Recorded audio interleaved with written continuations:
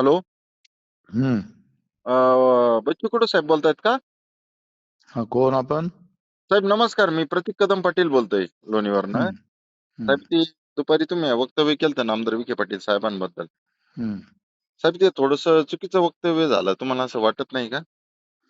मला एक सांगा, तुम्ही एकाकडे कर्जमाफी तुमचे मुख्यमंत्री जाहीर साहेब मी करते. पण एक शेतकरी पुत्रच आहे साहेब, म्हणजे असं काही, हम्म. आणि मी लय मोठा शेतकरी नाही, एक 5-6 एकरावरच शेतकरी साहेब, अल्पभूधारक शेतकरी साहेब मी पण. हम्म. हम्म.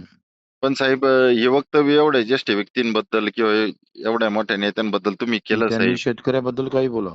पण साहेब त्यांनी शेतकऱ्यांचे, तुम्हाला सांगतो, एवढे कुटुंब दत्तक घेतले साहेब ज्यावेळेस आम्ही त्याच्यापेक्षा 1000 घेतले. नाही नाही, तुम्ही ठीक आहे की जास्त घेतले असेल, पण आमच्या साहेबांनी पण मध्यंतरीच्या काळात घेतले. हो, पण याचा अर्थ तुम्ही ओबीसीचे शेतकऱ्याला काही आणि बोला ना. वारंवार कर्ज घेता फिरता. ओबीसीचं 50% हं. आरक्षण ज्यावेळेस फी पण माफ केली साहेब आमच्या शिक्षण संस्थेमध्ये आम्ही पॉवर भरपूर केलंय ते. सोसायटी. आम्ही भरपूर केलंय ते. पण साहेब जसं तुम्ही 1,00,000 रुपये मंजूर केले ना साहेब, की हम्म. साहेबांची गाडी फोडल्या तर तुम्ही हम्म. बक्षीस म्हणून 1,00,000 रुपये मंजूर केले ना साहेब. हम्म. वैयक्तिक मी खूप लय म्हणजे सर्वसामान्य शेतकरी आहे साहेब. मी पण तीन तुम्ही लाख शेतकरी रुपये आहेच नाही, तुम्ही गुलाम आहे त्या विखे पाटलाचे. नाही नाही, गुलाम नाही साहेब, आम्ही हा. निष्ठावान त्यांचे कार्यकर्ते आहे आणि शेतकरी आहे साहेब. ते मी पण पक्षाचेच निष्ठावून राहा तुम्ही आयुष्यभर. साहेब शेतकऱ्याचे नका राहू. मी पण 3 लाख रुपये जाहीर केले. तुमची गाडी जर फोडली ना साहेब, मी पण हा, तीन लाख चालेल, रुपये द्या जाहीर द्या. केले.